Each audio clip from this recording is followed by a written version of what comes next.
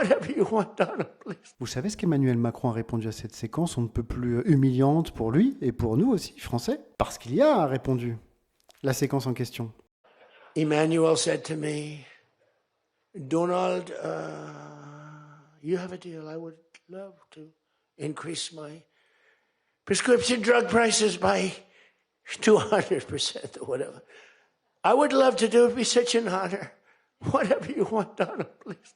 Don't tell the population. Please, Donald. Je vais vous dire ce qu'il a répondu à ça et je vais surtout aussi vous dire la réponse qui, à mon avis, serait la plus appropriée. Mais notre cher président, il a fait exactement, je sais pas, un discours sur le nouvel impérialisme, sur la vassalisation des mots, du texte, des concepts. Une disserte, quoi. Est-ce que c'est vraiment comme ça qu'on peut aujourd'hui répondre à des gens comme Donald Trump, comme Xi Jinping, comme Poutine? Parce que là, on est en train de voir que l'allié d'un prédateur, s'il ne fait que gesticuler par les mots, qu'il fait des discours et des dissertations comme ça et qu'il n'agit pas, il devient une proie. L'Europe commence à devenir une proie. On le voit aujourd'hui avec le Groenland. Regardez la Turquie, c'est pas une superpuissance économique, c'est pas une puissance nucléaire comme la France. Et pourtant, en 2015, elle abat un Sukhoi 24 russe. Pourquoi? Pour 17 secondes qu'a passé ce Sukhoi dans son espace aérien. Et donc là, le message envoyé à Moscou, c'est « Vous êtes sympas les gars, mais si vous entrez dans mon espace aérien, je tire ». Poutine a testé les limites d'Erdogan et Erdogan a répondu. Et 7 ans plus tard, en 2022, quand Poutine lance son Spetsoperatia contre l'Ukraine, les pays européens sont là, nous, on condamne avec la plus grande fermeté, etc., etc. Ils parlotent.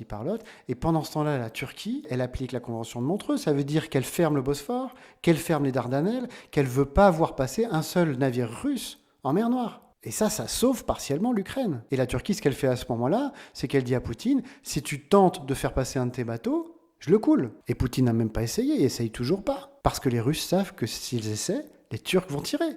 Ils l'ont déjà fait. Et donc pendant que la Turquie faisait ce geste décisif, l'Europe discutait.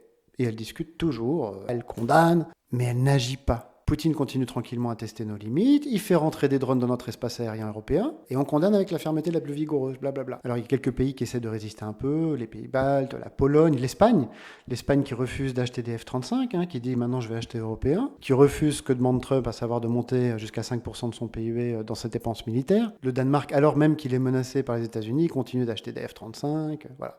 Ça marche pas. C'est pas comme ça qu'on est respecté aujourd'hui. Alors, je repose la question, comment répondre à Trump? Comment sortir du statut de proie? Certainement pas avec une dissertation. Il faut montrer qu'on peut militairement agir. Et la solution, pour moi, elle existe. Elle est sous nos yeux. Puisqu'on courbe l'échine en acceptant la violation de notre espace aérien par des drones russes, appliquons un principe de réciprocité et violons l'espace aérien russe avec nos drones. Votre souveraineté commence là où leur pouvoir s'arrête. Je suis Patrice Darras et à bientôt.